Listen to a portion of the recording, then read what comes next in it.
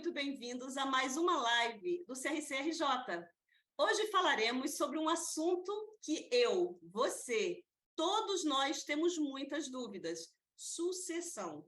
Aqui no Brasil e principalmente como é a sucessão contábil fora do Brasil.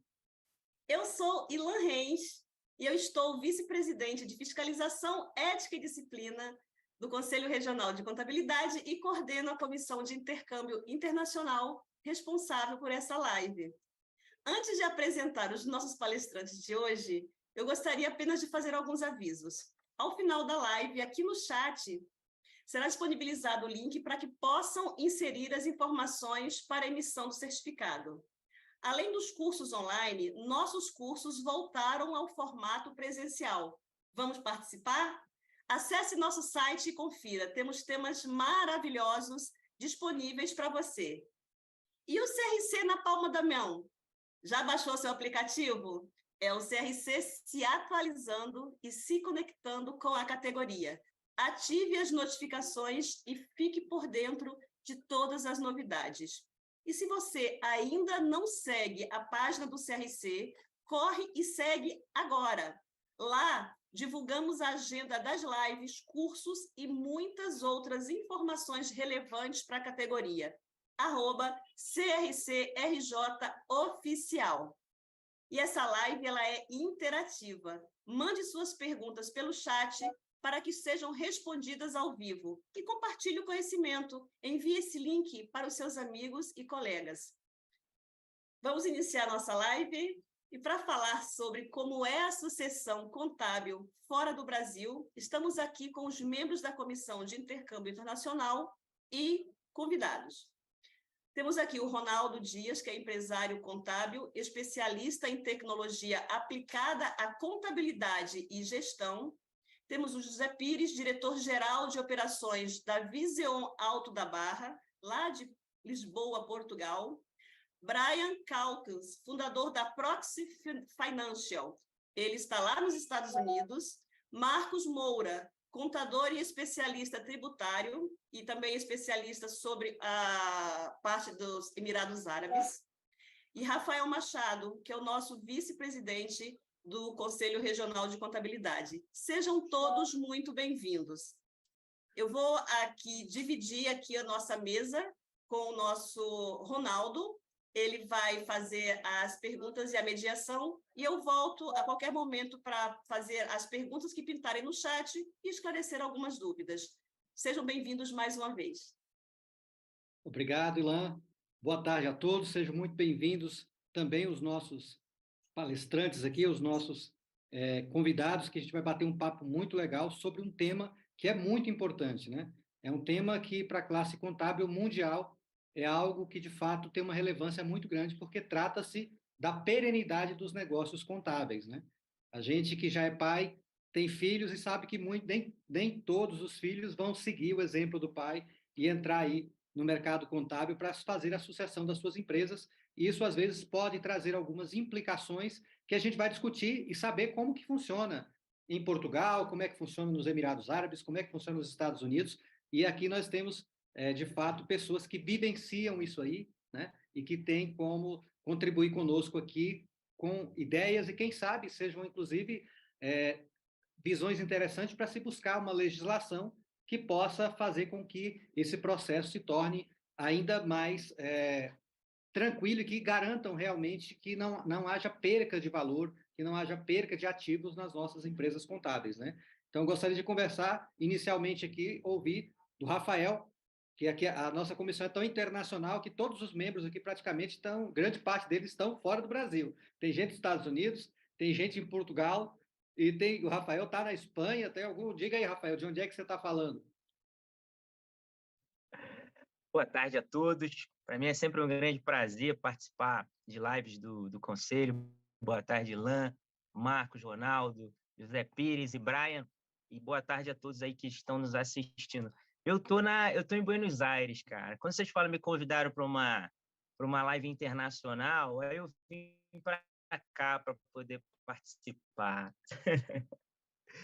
Mas assim, eu acho muito interessante essa comissão, porque a gente que atua no mercado contábil brasileiro, a gente busca o tempo inteiro interação com outros estados, com outras empresas de contabilidade, e buscar interação com outros países é muito importante e gera para a gente muito valor, né? Então, parabéns a vocês aí dessa comissão, a gente valida e acompanha o trabalho de vocês, a gente sabe da importância. E falar sobre sucessão no Brasil, para mim, é muito legal, por dois aspectos. Primeiro, no desafio, né, que é a sucessão no Brasil, desafio que eu digo como empreendedorismo, como oportunidade ali para o filho que sucede o pai, e o desafio regulatório, que são os nossos normativos aí que permeiam a sucessão. Então, o primeiro, a gente sempre escuta, não é o meu caso, tá? Minha empresa de contabilidade vai fazer 22 anos agora em setembro, eu comecei com 18 anos, e não é o meu caso a sucessão, mas tem muita gente que começa uma empresa de contabilidade e acaba, às vezes, até desfazendo, né, das pessoas que sucederam, porque dizem, foi o pai, foi o avô que começou, então não deu muito trabalho. E eu vejo isso com uma perspectiva totalmente diferente. Eu acho que quando você sucede alguém, você tem ali um desafio, às vezes, até muito maior, porque é você, pelo menos, manter aquele sucesso, né, que o teu pai, o teu avô, ele teve. Então, por quê? Porque se você não mantiver aquele nível, vão dizer que você estragou a empresa que seu pai levou tanto tempo para construir. Então, no meu ponto de vista, é um desafio, às vezes, muito maior do que quem começa sozinho, né, do zero. Porque se você construiu e desconstruiu sozinho, tá tudo bem. Agora, se você desconstruiu, não teve sucesso com algo que você já pegou pronto, que foi o esforço ali de uma, duas, até três gerações aí, então acho que, no meu ponto de vista, dependendo de como você enxergue, é um desafio maior. E a gente tem aqui também algo que, como eu sou advogado e busco sempre conhecimento, e a gente está sempre nesse mercado aí, a gente tem aqui o desafio regulatório. É um desafio para o sistema contábil brasileiro, o regulatório. Hoje, a legislação nossa, do Conselho Federal, ela não trata especificamente ainda a sucessão, existem grupos de trabalho tratando isso. Acredito que brevemente a gente deve ter alguma solução aí para isso, mas a gente não tem um capítulo especificamente tratando sobre a sucessão das empresas de contabilidade. E aí acaba que a maioria dos casos aí vão parar no judiciário. Então, a gente tem também, eu falava aqui antes de começar a live, a gente estava conversando aqui informalmente, e eu falava também, hoje, acredito que o Brasil seja um dos melhores mercados aí de contabilidade do mundo, porque aqui a forma de cobrança de contabilidade, ela é recorrente, então você tem honorários recorrentes, então por isso o mercado brasileiro é muito interessante, e a gente vê fundos de investimento vendo isso com bons olhos e vindo para o Brasil comprar empresas de contabilidade.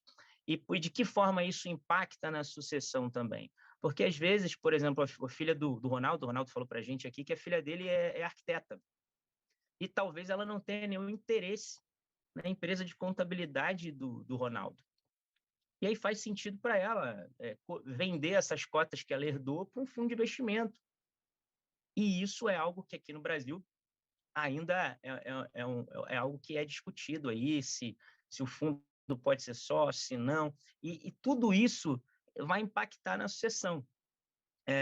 Por exemplo, eu falava para eles, a minha filha tem 6 anos, Ronaldo, ela ainda não escolheu a profissão que ela quer seguir, por razões óbvias. Não. Dá tempo de converter, hein? Não, assim, olha, eu falei para ela vai ser o que ela quiser, porque eu acho que a gente não pode forçar, né? Quando você faz algo forçado, você acaba virando um adulto frustrado, né? Então ela vai ser o que ela quiser. Se ela falar assim, pai, eu quero ser cabeleireira, tá tudo bem, você vai ser cabeleireira. Vai ser o que ela quiser.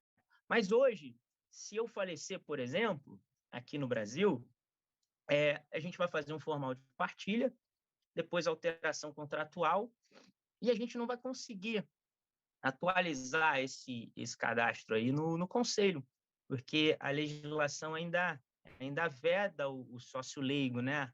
A minha filha seria tratada aí como uma sócia leiga por não ter esse conhecimento. Então, é um grande desafio a sucessão no Brasil, nesses dois sentidos para mim. No sentido do próprio desafio do empreender na contabilidade, e você está sucedendo alguém ali que teve sucesso, e o desafio regulatório, né? O desafio regulatório.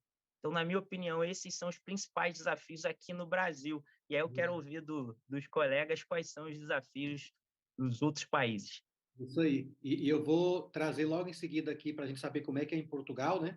Só gostaria de fazer um pequeno adendo. A gente pensando em outros conselhos, né, em outras profissões regulamentadas, a gente tem, por exemplo, o Conselho Regional de Engenharia, que já não veda o cara que está numa construtora e ele é o cara investidor, né? Exige maquinário, exige toda uma... Então, se houver essa vedação, dificultaria muito o setor. E talvez seja um conselho que nós poderíamos buscar alguma forma de tentar adaptar aí, né, a nossa legislação que trata da regulamentação da nossa profissão. Mas já passando para o nosso amigo José Pires, que fala diretamente de Portugal, gostaria de saber tu como que era aí a sucessão dentro do teu país. Bom, vamos ter aqui alguns minutos para falar sobre a sucessão, e muito boa tarde a todos em primeiro lugar, e obrigado pelo convite por estar aqui uma vez mais. É sempre um prazer poder partilhar convosco um bocadinho o que é a experiência portuguesa. Nós temos aqui várias figuras, ou seja, podemos pensar, por um lado, naquele contabilista que exerce a sua atividade sozinho, e portanto, nós temos essa figura, temos essa possibilidade, portanto, não tem que exercer enquanto enquadrado numa sociedade de contabilidade, portanto, eu posso, enquanto contabilista certificado, exercer a profissão de modo próprio.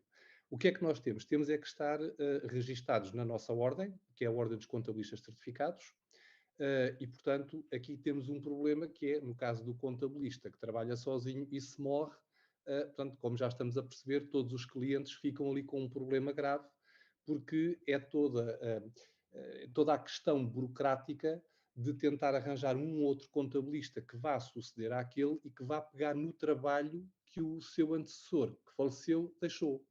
Qual é aqui a dificuldade? Primeiro, se usa softwares, porque nós usamos vários softwares, provavelmente e no Brasil vocês também têm a mesma questão, e, portanto, se eu não me identificar com o software, com o colega que faleceu e tiver uma dificuldade enorme, já vai ser um problema. Depois, onde é que estão os fecheiros com toda a informação de um ano inteiro de contabilidade para poder fechar contas?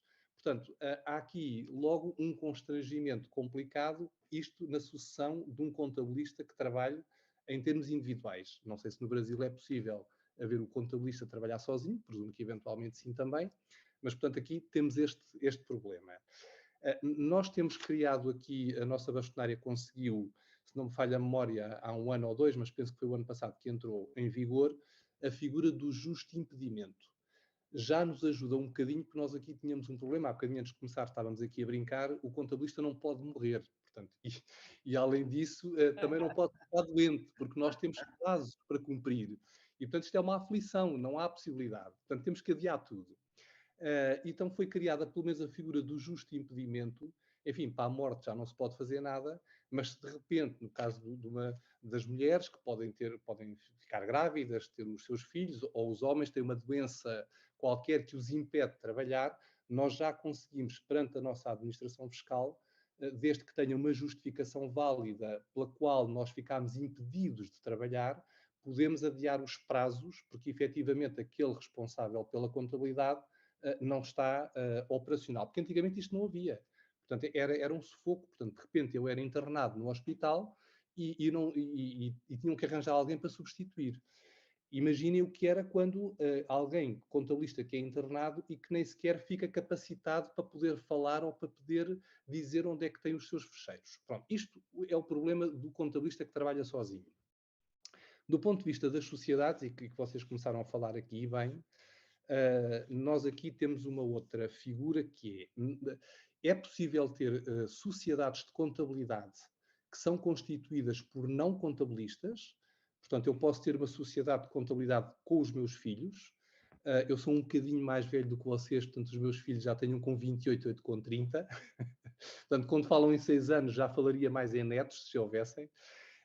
E, portanto, eu posso ter uma sociedade com os meus filhos de contabilidade. Portanto, o código da atividade perante as finanças tem que ser o exercício da contabilidade, mas eles têm que ter na sociedade o responsável técnico, que posso ser eu, que estou inscrito na minha ordem e que posso representar aquela sociedade de contabilidade que não tem sócios contabilistas, ok? Portanto, isso há uma possibilidade. Mas coloca sempre o mesmo problema, que é, no caso também de querer fazer a sucessão, tem que ser sempre suceder para alguém que seja contabilista certificado. Ou seja, aquela sociedade de contabilidade jamais pode... Até repara, até os meus filhos não são também da área, porque eu acho que os filhos dos contabilistas não querem ser contabilistas, não sei porquê. Mas imaginem que eles até trabalham comigo, conseguem, por via da experiência, fazer a contabilidade e até têm todas as condições para fazer um trabalho tão bom quanto eu faço. Só que não sendo eles contabilistas, portanto, não estão registados na nossa autoridade fiscal e, como tal, não podem fazer a assinatura das declarações fiscais. Não podem entregar. Ou não devem, portanto, só se falsificarem. Portanto, também temos aqui essa questão. Portanto, em termos de sucessão, temos... Diga, força. Então, José, quer dizer que, por exemplo, no Brasil, eles não podem, pela legislação da nossa profissão, não podem sequer ser sócios. Então, pelo menos em Portugal, eles podem ser sócios. Não podem ser o responsável técnico pela assinatura das demonstrações contábeis, correto? Exatamente. Portanto, é possível aqui haver sociedades de contabilidade que não tenha nenhum contabilista sócio, desde que essa sociedade de contabilidade tenha um responsável técnico. Tem é que no seu código de atividade, efetivamente, dizer que aquela empresa exerce portanto, o trabalho de contabilidade. E essa empresa tem que estar registada também na nossa ordem.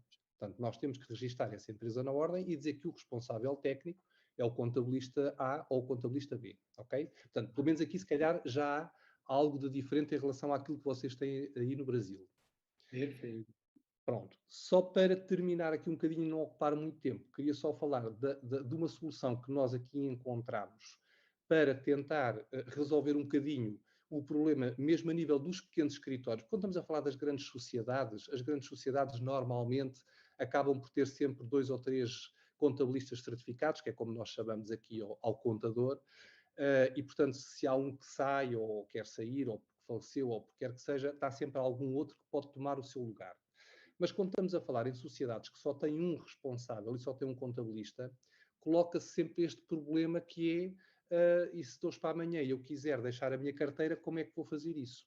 E, portanto, é nesse âmbito que eu estou integrado naquilo que é uma rede internacional, que já falei, que já partilhei aqui convosco, que é a Vision, que é uma rede de origem francesa, que no fundo não é mais do que uma rede que aglomera os vários escritórios pequenos. Portanto, nós continuamos a ser todos perfeitamente autónomos, temos as nossas sociedades, aderimos àquela rede e pelo facto de estarmos integrados naquela rede, que tem, enfim, várias facilidades para o contabilista usar, tem também esta facilidade que é, se há um colega de um escritório que por qualquer motivo não pode exercer a sua atividade, como nós todos nos conhecemos e reunimos periodicamente, conhecemos praticamente a atividade de cada escritório e estamos ali à mão de poder ajudar e até ficar com aquela carteira de clientes.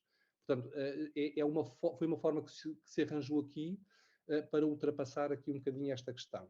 E terminava só dizendo que nós, a nível da Europa, temos as chamadas ordens profissionais, as quais estão a ser neste momento também questionadas sobre as regras rígidas a que obrigam os profissionais, porque há determinada rigidez que acaba por estar a afugentar pessoas novas que estão a afastar-se da profissão. E, portanto, estamos a causar um problema, porque nós, neste momento, estamos aqui a braços com falta de profissionais. É um problema que nós temos em Portugal, que não sei se é, no fundo, também geral para o resto brasileiros e o resto de colegas aqui presentes. E no Brasil nós temos um apagão de mão de obra. O Rafael levantou a mão, Rafael, pode contribuir aí. De fato, esse é um problema, acredito que dependendo da área, seja inclusive mundial, em Também, muitas áreas sim. de negócio. Sim, Ronaldo. Eu levantei a mão. Eu queria só fazer uma pergunta para o José.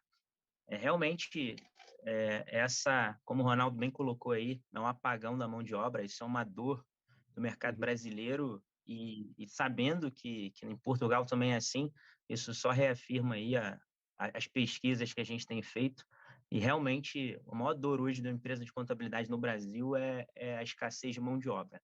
A gente vai trabalhar para mudar isso.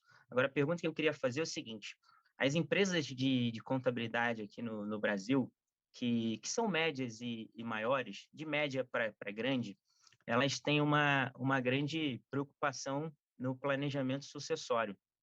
Em que sentido? Lá no contrato social, se discute esse planejamento, como ele vai se dar, e criam-se cláusulas de reunião de sócio. A gente tem aqui 3 sócios na sociedade. Como vai se dar a sucessão? Se um sócio falecer, como é que a gente vai chegar ao valor, né? Como a gente vai apurar as cotas dele? Como a gente vai pagar isso para os herdeiros? Se a sociedade continua ou se não? E o principal, aquele sócio, ele pode não falecer, mas grandes empresas de contabilidade que fazem um planejamento sucessório, eles estipulam uma idade para que o sócio se retire da sociedade. Aí eu queria saber como é a mentalidade, né? Como funciona esse planejamento sucessório em Portugal. Como é que as empresas se preparam no seu contrato social, né, de acordo de sócio, para planejar essa sucessão? Olha, Excelente, Rafa, excelente. eu vou ser muito sincero, eu não tenho grande experiência nem conhecimento nessa área, mas a minha percepção é de que ninguém prepara nada. E, portanto, quando, no caso de algum sócio ter que sair de uma forma um bocado mais forçada, seja por falecimento ou o que for, fica sempre a questão da sucessão da cota. Portanto, a cota fica para o herdeiro natural daquele sócio que sai. Eu penso que é possível, do ponto de vista legal, isso é uma questão mais legal, e, portanto, daí o meu caro amigo que é advogado ter feito essa questão. Do ponto de vista legal, deve ser possível preparar, com certeza, um documento particular em que isso fique previsto, e eu penso que é positivo para todos. Portanto, não há aqui, enfim, aqui não há idades limites. Aliás, faz-me impressão às vezes ir para certas formações e vejo colegas com 80 anos que ainda estão a exercer a profissão. Pelo menos aqui acontece muito, mas eu penso que com um documento particular devidamente assinado e, portanto, certificado, que é possível deixar isso perfeitamente definido, e acho que, sinceramente, é uma boa ideia e é uma boa solução para não causar problemas. Isto em grandes sociedades, em como é óbvio, há outros problemas para resolver, não é? Maravilha, muito bom. E agora, antes de ir para mais perto aqui, nós vamos virar o mundo de ponta cabeça, vamos lá para a Arábia, para saber como é que os árabes tratam aí essas questões de sucessão. Nosso amigo Marcos Moura aí. Olá, boa tarde a todos. Antes de falar da sucessão propriamente dita, eu queria dar um passo atrás. Acho que a gente está com um tempo bom. Serei conciso, prometo. Mas eu queria trazer aqui alguns dados, né, de uma das empresas, né, grandes empresas de contabilidade e auditoria que estão instaladas nos Emirados, né, no Oriente Médio. Eu conheci mais o mercado do Emirado, do sétimo Emirado, né, onde fica Dubai. Então, tem um estudo interessante da Grant Thornton que fala que um terço dos empresários do mundo não chegam a levar em consideração quem irá sucedê-los no negócio. Né? Tem um outro estudo, inclusive de uma entidade americana, a US-Based Family Firm Institute, que diz que as empresas familiares somam 2/3 de todos os negócios do globo. Não sei se a mesa sabia disso, se todos sabiam. E somam entre 70% e 90% do PIB global todos os anos. Então, a gente está falando de um universo aí de inúmeras empresas, né? E esse estudo da Grant Thornton traz um outro dado interessante, agora sim, específico sobre os Emirados Árabes Unidos, né? Que 90% das empresas instaladas nos Emirados são empresas familiares. Então, trazendo para o nosso mundo contábil, aí a gente já vê um desafio enorme no processo sucessório né, de pai para filho ou de irmão para irmão, de parentes dentro do mercado contábil, né? E nos Emirados, né, o desafio não é pequeno, né? Mas os processos de transferência de contabilidade entre as famílias podem variar dependendo do tamanho, estrutura da empresa e de acordo com as partes envolvidas. E assim, primeiramente, se identifica a necessidade dessa transferência, seja por morte ou falecimento, né, do contador atual. Também tenho minhas dúvidas que se possa falecer sendo contador em solo Emirate, tenho minhas dúvidas. Né? E aí também tem um outro motivo que é muito usado, né, nas sucessões por lá, que é a necessidade de adquirir novas habilidades, novas experiências. Ou seja, as famílias podem ter um engenheiro que resolve se tornar um contador credenciado, né, um chartered accountant, e aí pode desenvolver novas habilidades ligadas à contabilidade. Um outro dado interessante sobre o mercado contábil nos Emirados é que existem muitos investidores, e a maioria das empresas de auditoria também, como em algumas partes do mundo, fazem contabilidade. Então, o desafio se torna maior ainda, porque tem muitos sócios estrangeiros que se estabelecem lá. E aí existem vantagens e desvantagens de se fazer a sucessão antecipada ou apenas quando há aposentadoria ou falecimento do contador principal, né? Outros motivos que levam às sucessões é encontrar um novo contador mais experiente, mais inovador, mais jovem, né? Mas os desafios regulatórios, como o Rafael disse no começo da nossa live, são bem parecidos, até mesmo porque os Emirados também seguem as normas internacionais de contabilidade e existem empresas do mundo inteiro instaladas lá.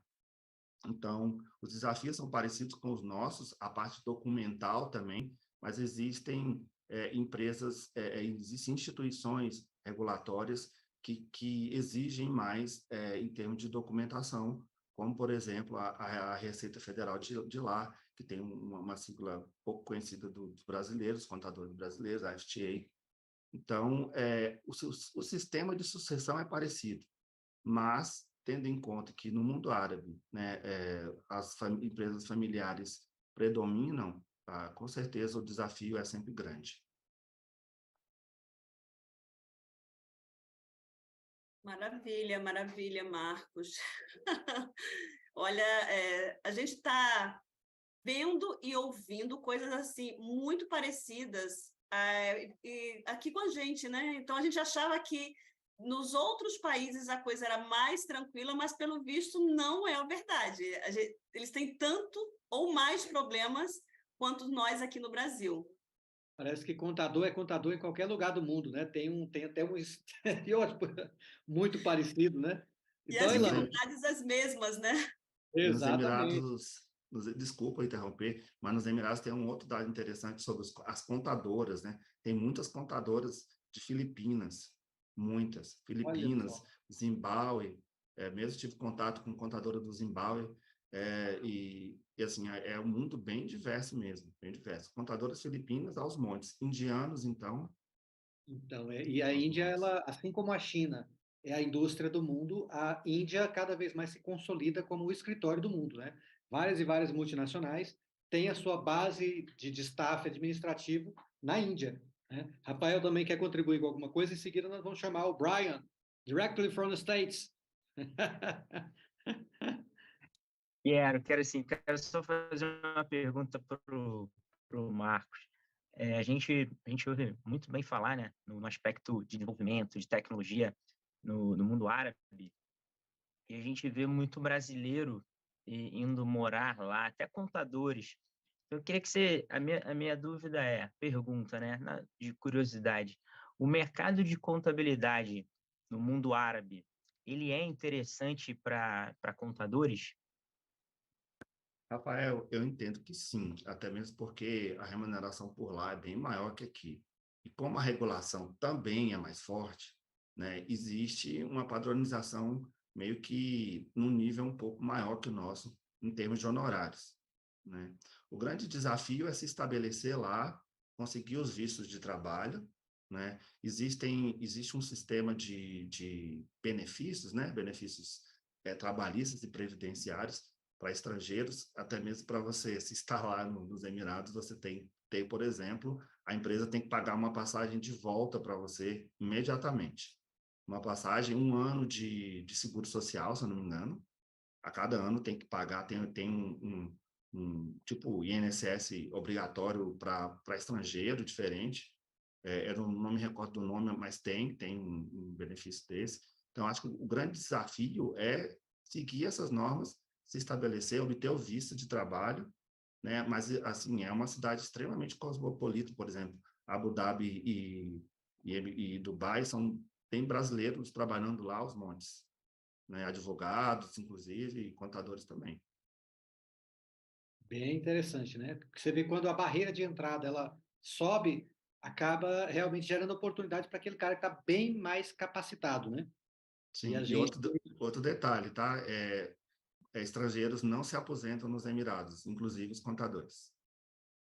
cara, mesmo com essa aposentadoria especial que eles pagam aí, Não, pelo não se amor de aposenta. Tem que sair do país na hora de aposentar. Até onde eu Deus. sei. Pode ter mudado alguma regra, mas até onde eu sei, Perfeito. sim. Luana, Né, isso é verdade, viu, Marcos?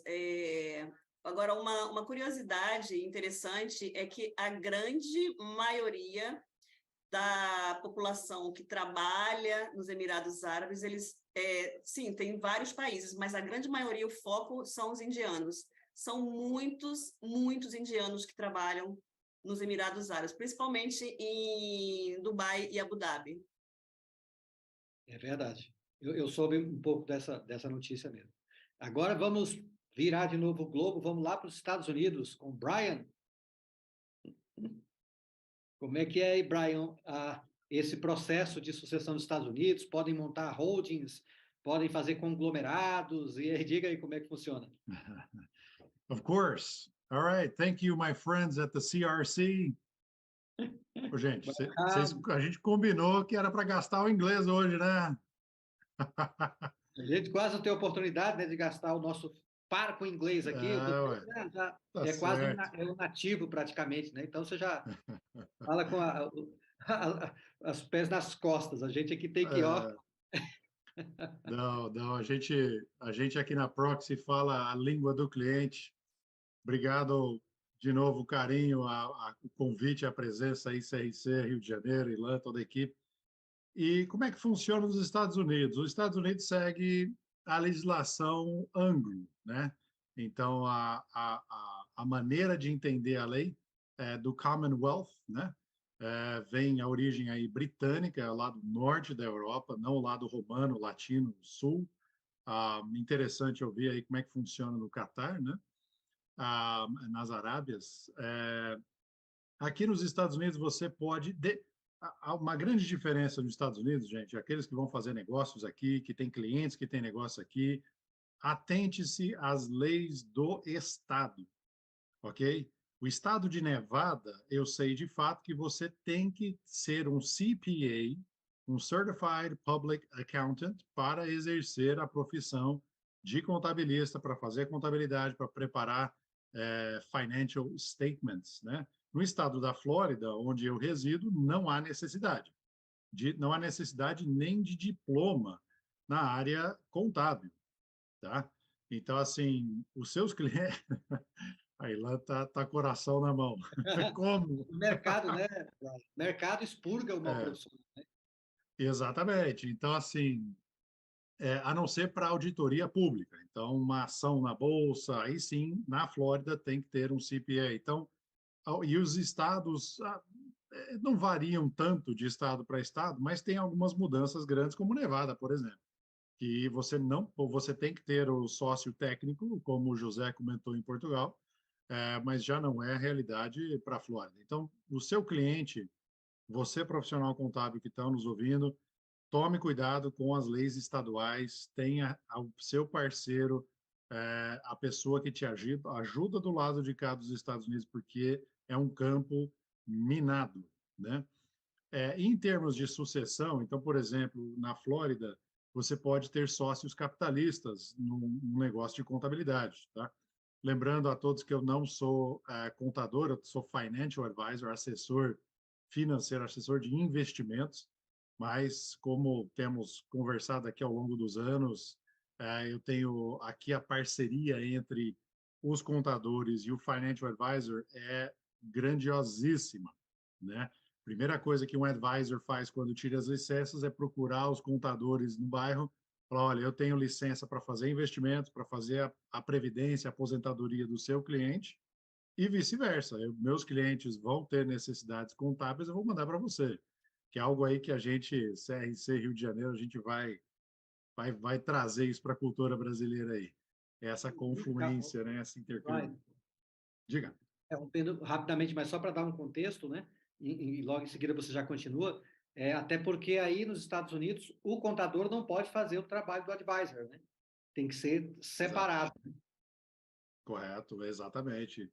E a gente, bom, a gente lida muito com brasileiros aqui, né? A Proxy faz investimentos para brasileiros que estão no Brasil, que têm dinheiro aqui, né? E aí como nós já falamos várias vezes, isso aumenta o ticket seu profissional aí no Brasil, fazendo um trabalho de especialização, um trabalho de grau de complexidade mais alto.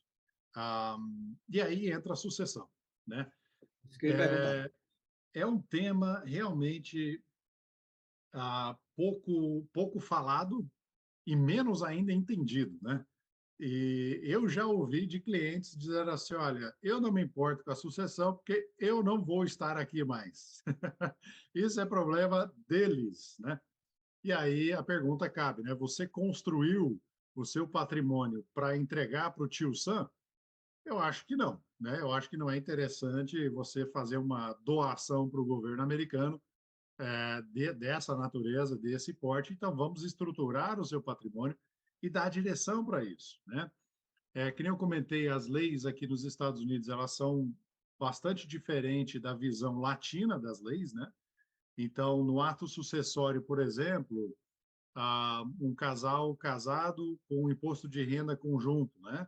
Se um dos cônjuges falece, não há ato sucessório nos Estados Unidos. Nada, zero. Você transfere o patrimônio inteiro para o cônjuge sobrevivente. Bem diferente do Brasil, né? Que já tem o ITCMD aí que vai incidir sobre os herdeiros, o cônjuge recebe metade. Honestamente, do meu ponto de vista, uma bagunça. Mas aqui nos Estados Unidos, nada. Inclusive, os nossos clientes que abriram uma conta individual de investimento aqui nos Estados Unidos e são casados no Brasil, mas abriram a conta aqui nos Estados Unidos só no seu nome. Se falece a pessoa que abriu a conta, essa conta passa para o cônjuge sobrevivente que está no Brasil. De novo, não há ato sucessório, tá? Embora não é uma conta conjunta. E aí, para complicar a coisa ainda mais, aqui nos Estados Unidos a gente costuma usar muito a estrutura de trust, que é uma estrutura legalmente não reconhecida no Brasil, tá? Então, se isso for contestado na justiça brasileira, não protege o patrimônio do cliente. Então, assim, tem que ser... A gente ouve falar, eu vou fazer uma trust, não sei aonde, não sei que país, muitos países de origem anglo, né, de colonização anglo, utilizam o trust, os países no Caribe, o Reino Unido, né, e outros países aí afora, e você tem essa trust baseada na Irlanda, você pode ter uma trust baseada na Escócia, ou em Caimã, ou Bahamas, ela não vai ser reconhecida na justiça brasileira, né? O outro tema é que sucessão, os países entraram num acordo muitos anos atrás, eu nem sei quando que foi esse acordo, onde eles reconhecem os sitos. Tá? Os sitos é a palavra latina aí que significa lugar, né? Então, assim, ao invés de ser uma bagunça do tipo, os Estados Unidos cobra imposto de herança, o Brasil não cobra, então o Brasil vai restituir o que os Estados Unidos cobrou. Ao invés de fazer essa bagunça toda, o ato sucessório ele vai analisar os sitos, aonde está acontecendo a sucessão, a transferência do ativo. Ou seja, se você tem ativos nos Estados Unidos, quem vai tratar dessa sucessão é os Estados Unidos, certo? Se você mora nos Estados Unidos e tem ativos no Brasil, quem vai tratar isso é a justiça brasileira. Asterisco, asterisco, asterisco. Por que esses asteriscos? Porque, por exemplo, uma das estruturas que nós usamos na Proxy para os seus clientes é uma offshore. Então, uma empresa que não está baseada nem nos Estados Unidos, nem no Brasil, certo? Ela está baseada no Caribe, por exemplo. E aí o patriarca ou a matriarca falece no Brasil, agora nós temos uma empresa no Caribe que tem um tratamento sucessório, né? As cotas dessa pessoa têm que passar para alguém, mas as contas de investimento estão nos Estados Unidos em nome da offshore. Ou seja, não aconteceu a transferência nos Estados Unidos, não houve CITOS. A empresa é uma PJ, ela vive para sempre, como isso é comum ao redor do mundo. E aí nós não temos um ato sucessório nos Estados Unidos, porque a empresa está tocando o barco conforme, né, a maré. Trocou de diretor. Beleza, isso não é um ato sucessório, né, nos Estados Unidos. Então a gente costuma usar, e aí eu termino a minha fala aqui, comentando uma coisa que nos deixa de cabelo em pé. Toda semana a gente recebe pergunta, a gente recebe pepino de brasileiros que compraram imóveis nos Estados Unidos, porque parece que a forma mais palpável do brasileiro diversificar seu patrimônio é comprar um imóvel, um apartamento em Miami, uma casa em Orlando.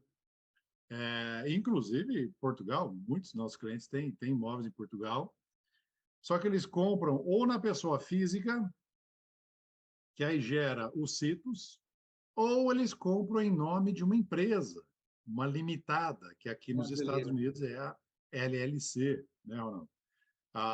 E aí nós já fizemos uma live, nós já explicamos isso, que você criou os CITOS nos Estados Unidos. A pessoa física é dona de uma empresa, a empresa é um ativo. Não, é só um imóvel. É um ativo. E aí chega a 40% taxas europeias, né? Eu acho que o mundo todo está caminhando para isso. Só o Brasil tem 8% em alguns estados, 4% em outros. Logo, logo o Brasil vai chegar igual a Europa, igual aos Estados Unidos, 40%, até 40% de imposto de transferência. E tudo isso por quê? Porque faltou uma simples offshore. Maravilha, viu? Olha só onde que a gente entrou, né? Vou passar aqui com o Rafael, né? Mas, Ilan, a gente já até coloca o pessoal que estiver participando aí no YouTube, mandem as suas perguntas aí, né? Enquanto o Rafael vai falando, para a gente poder ter aqui essa riqueza de informações aí dos nossos convidados aí. Fica à vontade, Rafael. Olha só que legal, hein? O Brian trouxe aqui para a gente informações. Brian, faz parte. Eu tenho formação multidisciplinar, sou contador, advogado e administrador, e eu sempre entendi. Olha como tudo que você falou tem conexão. Para poder estar formado nisso tudo. É porque o rosto dele é jovem, ele já tem 100 anos. Eu pinto o cabelo. E assim, tudo que você falou vai de acordo com o que eu penso. Eu sempre imaginei que a empresa de contabilidade ela deve ser um hub de soluções. Acho que isso cria diferencial, gera valor para o cliente. E quando você fala, olha o que você faz aí nos Estados Unidos. Eu lembro que a gente participou de um evento do CRC, acho que na pandemia, e você me fez uma pergunta que ela mudou até a minha forma de pensar. Não sei se você lembra da pergunta que você me fez. Você falou assim, no Brasil, as empresas de contabilidade, elas não são assediadas por empresas de investimento? Eu falei, pouco. E aí você disse para mim, aqui na Flórida, cara, toda empresa de contabilidade tem um consultor de investimento. E isso é pura realidade, porque as empresas dão lucro e a gente trabalha o tempo inteiro com o patrimônio dos nossos clientes, né? Você vê agora o período que a gente está no Brasil, de imposto de renda, a gente tem acesso ao patrimônio do cliente e muitas das vezes o cliente está mal investindo os recursos dele. E você ter um consultor de investimento é muito interessante. Então, faz parte do meu planejamento sucessório e do meu planejamento societário, né, de negócios, num curto espaço de tempo aí, a gente ter uma empresa na Flórida. para trazer valor para o cliente. E aí vai vir a pergunta, mas por que uma empresa na Flórida? Por que uma empresa na Flórida? Porque a gente tem na nossa carteira de clientes, existem muitos clientes que querem investir na Flórida, querem abrir empresa nos Estados Unidos, querem comprar imóvel nos Estados Unidos, querem mandar o filho para fazer intercâmbio nos Estados Unidos e não tem uma pessoa de confiança, porque a maioria desses clientes às vezes não falam a língua e o que lhe falta é uma pessoa de confiança, alguém que eles tenham a confiança que possam lhe auxiliar nesse tipo de solução. Então, no nosso planejamento aqui, a gente entende que a Flórida é um lugar que tem muitos brasileiros e acredito que seja aí um dos lugares mais procurados por brasileiros para mandar o filho fazer intercâmbio, para investimento, né? Meio que a porta de entrada, o que eu gosto muito... Exatamente. E o que eu gosto muito da Flórida também, do americano, é a praticidade. O Brian deu vários exemplos aqui da praticidade do americano, de como eles estão focados em ser práticos, em ter eficiência no resultado. Então, a pergunta que eu faço é a seguinte. Você já me deu uma informação que eu não tinha, tá? Não tinha, que é essa que, para exercer a atividade contábil na Flórida, não precisa do CPA. Eu achava que tinha que ter, mas legal, já me deu mais uma informação aí. A pergunta é a seguinte. O brasileiro, porque eu acredito que não seja só faça parte só do meu planejamento. Quando eu digo planejamento sucessório, é de morar aí. Quando eu me aposentar, eu quero ir morar na Flórida. Esse é o que eu penso hoje de vida. Acho que a Flórida é muito interessante para brasileiros. Por isso eu quero ter uma empresa na Flórida para que eu consiga fique lá, aqui, lá e aqui, lá, e daqui a pouco fique lá direto. Mas assim, o brasileiro, quando ele vai, que eu acredito tenha sido o seu caso e da Cris, quando você vai para a Flórida e vai abrir um negócio, perceba, o negócio, no meu ponto de vista, focado para brasileiros, né? Porque muitos brasileiros procuram a Flórida para investir e para morar e para intercâmbio. Qual é o maior desafio que você teve? Olha como tem a ver com o assunto. Qual é o maior desafio que você teve aí em empreender na Flórida? E hoje você vê, eu estou te dando o meu exemplo para fazer a pergunta. O que você faz para brasileiros, para auxiliar brasileiros no planejamento sucessório? Planejamento sucessório em que sentido? No meu exemplo. Sim. Olha, eu estou dizendo para você que quando eu aposentar, eu quero morar na Flórida. Então, faz parte do meu planejamento sucessório aqui e morar na Flórida, e é natural que eu queira que meus investimentos, o meu patrimônio seja aí. O que você faz esse serviço hoje? Vocês desenvolvem isso? E qual o maior desafio para quem vai morar e vai empreender na Flórida aí, para o brasileiro? Perfeitamente. Ilan, você quer falar antes ou responder essa primeiro? Depois, beleza. Excelente pergunta, Rafael. Que bom que você vai vir ser vizinho nosso aqui. Primeiramente, muito feliz com a notícia.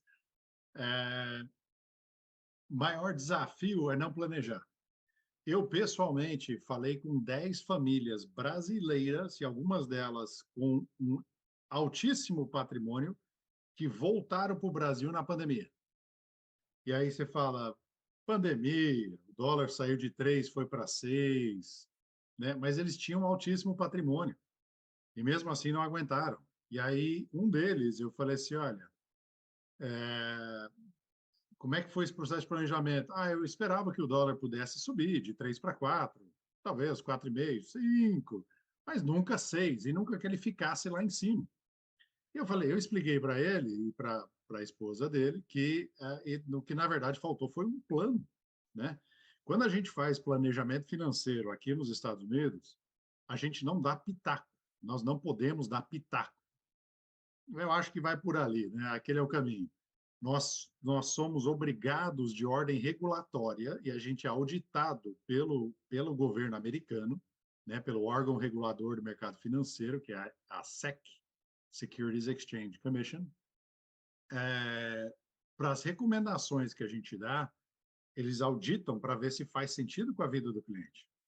Tá? Então, da mesma forma que os Chartered Accountants ao redor do mundo têm todo aquele peso, toda a prova para passar, para entrar, porque você está fazendo um serviço para a sociedade que tem um impacto gigante, né? O governo, o Tesouro, pode receber dinheiro ou não, se você fizer um mau trabalho, né? Então, a mesma coisa aqui nos Estados Unidos, desde 1940, nossa profissão como conselheiros de investimento, financial advisors, é regulamentado por o seguinte fato, que se eu falar para o Rafael assim, olha, cara, você tem que ficar com o pé atrás, bota todo o seu dinheiro na poupança e deixa no Brasil quem rende mais. Ele, bicho, ele tá ferrado. O plano dele não vai dar certo, né? Usando um português bem carioquês aí. Por quê? Porque, primeiro, uma moeda fraca, como o real, assim como a rúpia indiana, assim como o baht tailandês e várias moedas de mercados emergentes ao redor do mundo, são consideradas fracas comparado com o dólar, o euro, o franco, beleza? Não é opinião subjetiva.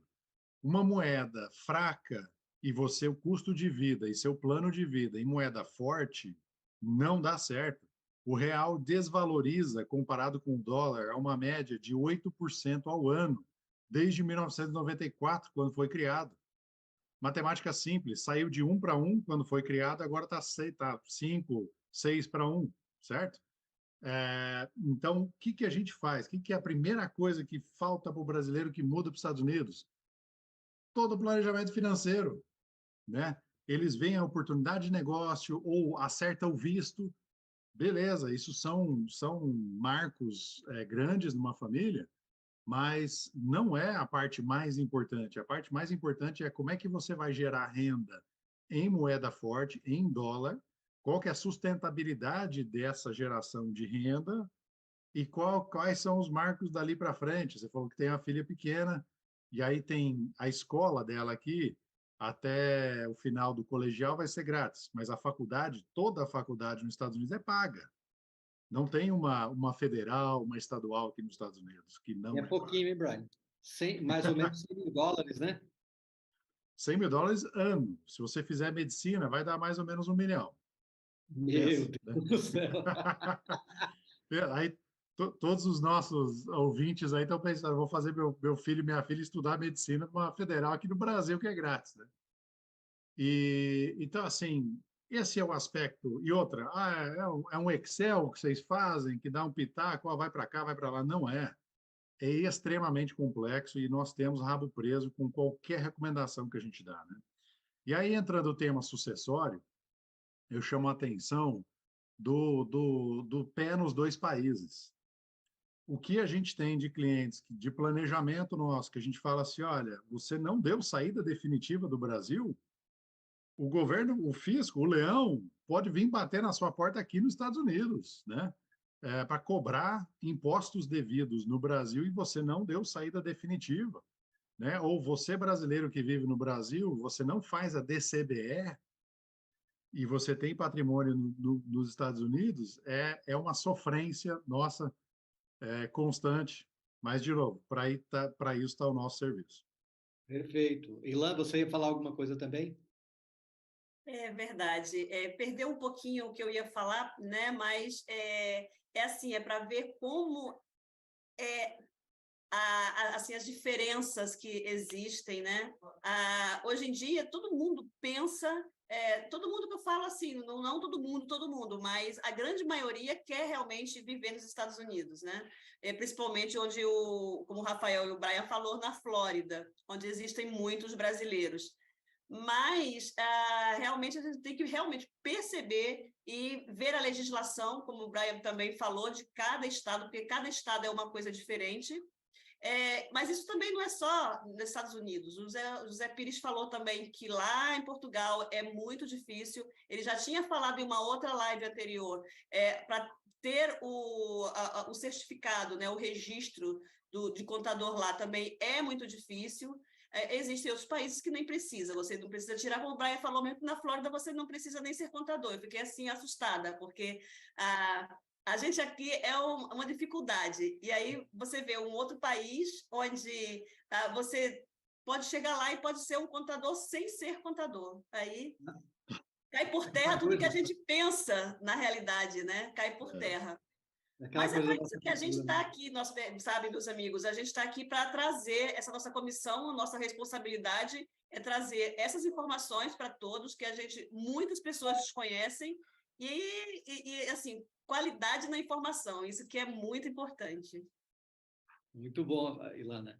Assim, essa parte da nossa cultura, né? A gente tem essa cultura de ter um protecionismo, ter alguém para, né, para regulamentar, senão a coisa não funciona.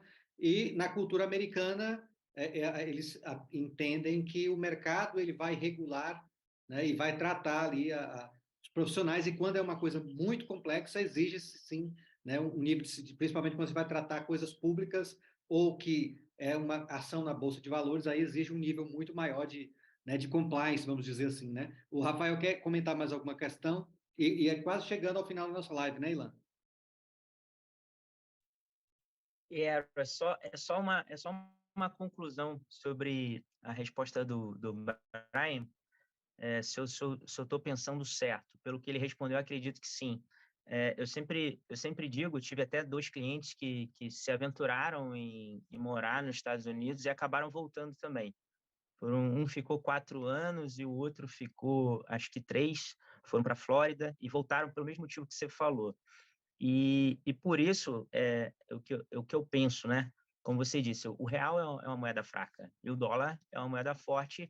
E a diferença do dólar, na minha opinião, para o real é que o dólar, você pode passar 20 anos que você não perde o poder de compra. Você compra com $1 hoje, daqui a 20 anos você vai comprar. Você não perde o poder de compra. Acho que é isso que eu pelo menos vejo. E o que eu digo é o seguinte, que para você planejar e morar nos Estados Unidos, você não pode morar nos Estados Unidos consumindo em dólar e ganhando em real. Por isso que eu digo, dentro do planejamento, é você, por exemplo, ter uma empresa nos Estados Unidos e você começar a, a oferir rendimento em dólar para que você, em algum momento, você consiga fazer essa transição bem-sucedida. Isso é o que eu penso. Agora, eu queria que você me dissesse se esse realmente é o caminho, se eu estou pensando direito. Sim, é bem nessa linha, Rafael. Existe, porém, você não ter uma permissão de trabalho nos Estados Unidos. Para você ter a permissão de trabalho nos Estados Unidos, você tem que ser residente ou ter o green card ou algum visto de residência. Não precisa de green card para todo visto de residência, tá? Por isso até que eu comentei, o visto não é tanto o tema, é mais o plano de vida, é mais o plano financeiro que dita essa migração, né? E você pode investir em empresas aqui, sem estar aqui, estando aqui, sem visto de trabalho, você pode ser um investidor passivo num escritório de contabilidade, trazer dinheiro, patrimônio do Brasil, investir nessa empresa e receber dividendos dessa empresa, sem ser contador e nem ter o pé aqui. Nós criamos carteiras de investimento para clientes em qualquer lugar do mundo, né? Então, você pode ter uma carteira que gere renda, juros e dividendos, que pague suas contas aqui, então, usando patrimônio líquido. E o que acaba acontecendo muito com os nossos clientes é que eles mandam o dinheiro na frente, a gente vai gerindo, vai investindo na bolsa, tesouro americano. As pessoas perguntam, eu posso? Pode, né? Tudo tem que estar debaixo das regulamentações aqui, que é o seu perfil de risco, seu horizonte de tempo, todos esses fatores quesitos aí, mas nós temos o mercado financeiro inteiro à disposição de um brasileiro que vive no Brasil, por exemplo. E aí, quando a família chega aqui, a reserva de emergência, a reserva de oportunidade, todos esses dinheiros estão em moeda forte, fazendo o que eles têm que fazer, estando líquidos, né, para o que tem que ser feito, e aí a família tem uma mudança muito mais segura. Muito bom, perfeito. E partindo já para finalizar aqui esse momento, em seguida eu vou passar também para a Ilan, né? Enquanto a gente viu essas questões regulatórias acontecendo e muita similaridade, tanto aqui no Brasil quanto em Portugal, talvez alguma coisa em um certo grau também na Arábia Saudita, lá, ou nos Emirados Árabes, né, o Marcos? Algumas iniciativas tentam dar, né, porque o mercado ele não pode parar e não pode depender de regulação. algumas iniciativas elas buscam ajudar e apoiar de algum modo nesse processo de sucessão. É o caso que o Zé Pires colocou, da Vision, lá em Portugal, que é uma rede de empresas de contabilidade que, de algum modo, eles buscam dar algum apoio para o contador no processo de sucessão, quando esse contador não vai estar à frente dos negócios. Então, o Zé pode rapidamente falar sobre isso. E aqui no Brasil tem algumas iniciativas, uma delas, a Contadores S.A., que também busca dar esse apoio para que uma contabilidade, o cara não vai mais continuar, ele estando na rede, essa rede vai dar conta de cuidar daqueles clientes para que o sucessor não perca a sua fonte de renda, né? E a história que o cara construiu um escritório com tanto afinco, ela não se perca, né? Eu tenho uma filha a minha filha mais nova de 13 anos, ela falou, não, papai, eu vou ter que, alguém vai ter que cuidar da Brasil Price, então eu vou ter que ir lá para cuidar da Brasil Price, que é a nossa empresa de contabilidade. Então, José, o que vocês inventaram aí em Portugal para tentar ajudar dentro desse mecanismo que não tem como, né, a gente ter aí 100% de sucessão sem ter o cargo técnico, vamos dizer assim.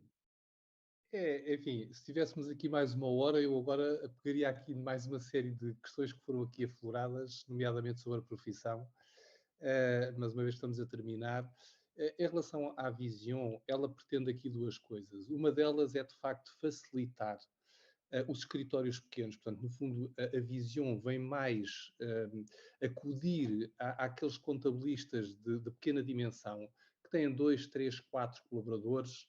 Enfim, também integramos outros escritórios.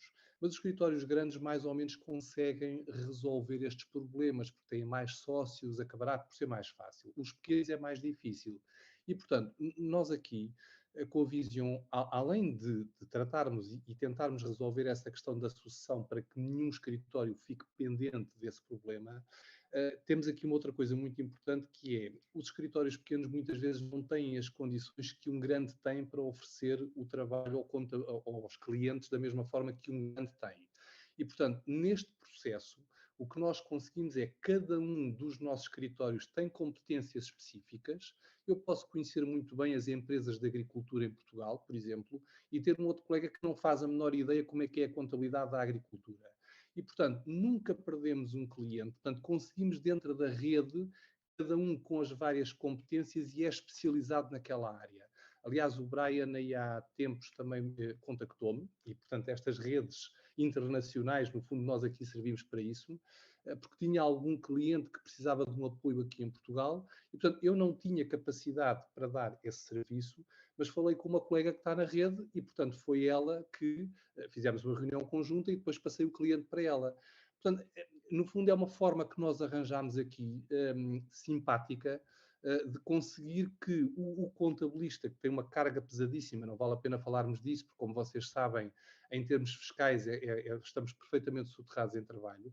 E depois, como queremos fazer também de gestores do nosso cliente, queremos prestar aconselhamento, queremos, no fundo, dar um outro trabalho mais a nível de gestão e de aconselhamento, acabamos por ter que trabalhar aqui nesta rede para conseguirmos equilibrar e conseguir fazer aquilo que um escritório grande, porque tem vários funcionários para poder fazer esse trabalho. Portanto, eu aqui até, só mesmo para terminar, e porque não quero mesmo ocupar muito tempo, mas há aqui realmente muitos assuntos que ficaram pendurados, que é a questão do acesso à profissão. Numa altura em que há tanta dificuldade de atrair pessoas para esta área, eu acho que era preciso simplificar e abrir um bocadinho mais, porque o mercado acaba por selecionar o bom e o mau contabilista. Eu tenho situações em que me chegam clientes, vêm ter comigo porque têm a contabilidade de uma miséria, porque o contabilista não lhe dá apoio, porque não o atende o telefone. Portanto, eu acho que isto é tudo muito relativo. Esta questão de nós sermos tão rígidos com o acesso à profissão, que depois, no fim, temos profissionais que não conseguem desempenhar um bom trabalho porque as próprias ordens também não fiscalizam.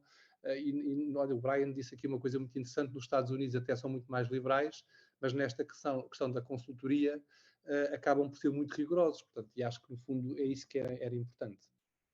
Show de bola. É engraçado realmente ver a similaridade, né, de muitos modelos que a gente tem aqui também no Brasil e o quão isso, de fato, ajuda os pequenos e também os grandes escritórios. No final, muitas vezes a gente fica ali brigando com o colega achando que que ele é o concorrente, enquanto isso, temas muito mais importantes vão passando ao largo, né? E a gente deixa de crescer enquanto ecossistema, né, de contabilidade. Eu deixo agora a palavra final e, em seguida, passo para a Ilan também para fazer o encerramento.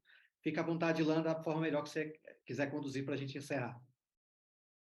Não, tranquilo, tranquilo. Vamos, cada um dá uma palavrinha para a gente encerrar e eu volto somente para encerrar de verdade. Começo com Rafael. Foi a mesma ordem. Rafael, José, Marcos, Brian. Tá ótimo. Só agradecer pelo que a gente conseguiu compartilhar aqui. Saio daqui com um aprendizado, mais uma vez, que é o objetivo. Tenho certeza que o objetivo da live era esse. E a gente que participou, e tenho certeza que quem nos assistiu saiu com aprendizado hoje. E deixar uma mensagem para os contadores aqui do Brasil, de outros países, que eu sei que, às vezes, a gente tem receio, tem tabu para falar de sucessão, mas que quem tem empresa de contabilidade, converse sobre isso com o sócio, estruture isso, faça um planejamento sucessório, porque todos nós, infelizmente ou felizmente, não sei, todos nós vamos partir um dia. E falar sobre isso não é tabu, é algo que a gente tem certeza que vai acontecer. Então, a gente precisa tratar isso e deixar quem fica, né, não ter muito trabalho, não ter dificuldade. Se a gente tratar isso enquanto a gente está aqui, planejar isso, eu acho que a gente consegue fazer de uma forma bem legal e que, no final, seja justa com todo mundo, né? Seja justa com as famílias, seja justa com os herdeiros. Então, falar sobre isso e planejar a sucessão, eu acho que é muito importante. Então, meu recado final é esse. Obrigado a todos que nos assistiram e obrigado a vocês aí que trouxeram para a gente muito conteúdo. Show de bola. Vamos, como o José Pires acabou de falar, vamos passar para o Marcos primeiro, depois a gente volta para o José, passando pelo Brian, para ficar mais dinâmico. Bacana. Nessas palavras finais, também agradecer ao CRC do Rio pela oportunidade. E aí, como eu falei dos Emirados Árabes, né, para finalizar, eu gostaria de lembrar que os processos de transferência de contabilidade por lá, né, entre as famílias, como lá predomina as empresas familiares, seguem etapas semelhantes em vários lugares do mundo, mas pode depender de acordos específicos entre eles e regulações locais. Lembrando que os Emirados é composto por 7 Emirados, né? E é importante selecionar o novo contador, que vai ser responsável técnico, como o Rafael falou também, acho que um pouco no início, para poder garantir a continuidade do cumprimento das obrigações legais e fiscais, que lá, embora tenham poucos tributos, né, existem bastante obrigações sociais ligadas à folha de pagamento, a sistema de pensão e tudo mais, né, e que seja cumprido todo o processo. Mas o grande legado que fica assim como em outros lugares do mundo, o processo não é simples. Existem regulações que podem ser desafiadoras para qualquer contador nos Emirados. Perfeito, Marcos. Obrigado. Agora eu vou passar para o Brian, depois José e aí a Ilan pode fazer o encerramento. Absolutamente. De novo, obrigado pelo espaço, obrigado por nos ouvir aqui. E tema sucessório é denso, a gente pode falar 30 mil PS, é uma coisa, as leis aí tem que entrar nos pormenores de cada situação. Nós tivemos, rapidamente aqui, em alguns segundos, nós tivemos um caso de extrema urgência nos últimos meses, foi 2 meses atrás, uma cliente ligou para o seu agente imobiliário, dizendo, meu marido faleceu e minha casa agora? Ela achou que ia acontecer como no Brasil, metade, ia rachar a casa metade para ela, metade para os filhos, ia pagar imposto. Ninguém sabia orientar ela o que ia acontecer, até cair na minha mão e a gente orientou isso. E aí fizemos uma palestra, um webinar e um seminário na churrascaria brasileira em Orlando, e vieram 100 agentes imobiliários para nos ouvir. É absurdamente complexo. A mulher estava em desespero, achando que ia perder a casa dela em Orlando, o patrimônio que eles tinham construído aqui. E é engraçado, um parênteses, né? O brasileiro procurou o agente imobiliário que ajudou a comprar a casa. O americano jamais ligaria para o agente imobiliário, ia ligar para o advogado direto, ia ligar para um contador, alguém da área, mas é aquela coisa do relacionamento. Aproveite o relacionamento que você tem com o seu cliente, nos traga, nós somos especialistas disponíveis para vocês, tá? Contadores que estão nos ouvindo através do CRC, isso é um benefício do CRC para você, e até a próxima. Valeu, Brian. Show de bola, cara. Muito bom. Ô, José, agora fique à vontade, em seguida a gente passa com a Ilan. Como diz o Rafael aqui, a gente só aprende muito, né? A gente abre aqui as discussões, mas não sabe onde isso vai parar e o quanto de riqueza de informação que a gente vai agregar, né? Então, é uma honra participar dessa comissão e, assim, já deixo os parabéns para o CRC por inovar nessa área, né? Uma comissão transversal, internacional de contabilidade, o quão rico isso é. Nós já ouvimos gente aqui da Inglaterra, nós já ouvimos gente aqui se eu não me engano, alguém da África, alguém da Índia, né, Ilan? Então, tivemos essa oportunidade. Então, assim, sou muito feliz, muito grato por fazer parte aí dessa comissão, de ter essa oportunidade de a gente tratar desses temas tão interessantes e de culturas tão diversas. José. Olha, eu já não vou demorar muito tempo, obviamente. Vou terminar com uma coisa séria e com uma pequena brincadeira, porque nós estamos aqui todos a trabalhar temas tão sérios que acho que temos que terminar isto de uma forma um bocadinho mais ligeira. Uma delas é que todos nós aqui aprendemos, e eu hoje tirei daqui uma ideia muito interessante, e já que estamos a falar da questão da sucessão, que é preparar as sociedades para a sucessão.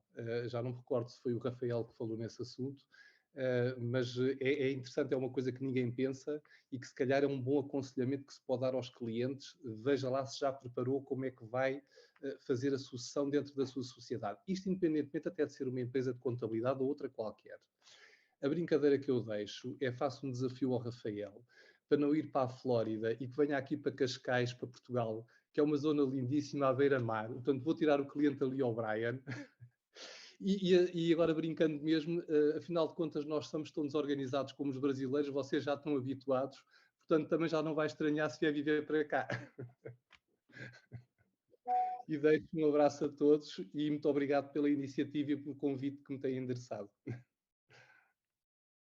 Bom, sou eu que agradeço, realmente, eu, em nome do Conselho, agradeço a vocês que participaram hoje dessa excelente live. Realmente, o assunto é um assunto difícil de ser tratado, né? Mas é muito importante que a gente fale sobre isso. Como o próprio vice-presidente Rafael falou, as pessoas não costumam falar muito sobre sucessão, mas é importante falar, é necessário falar, a gente precisa falar sobre esses assuntos. Então, gostaríamos muito de agradecer a participação de todos os membros aqui da nossa comissão, ao Ronaldo, que muito bem dirigiu hoje a nossa live, ao José Pires, ao Brian, ao Marcos, ao Rafael, e agradecer também a todos vocês que estiveram conosco, que puderam desfrutar de toda essa troca.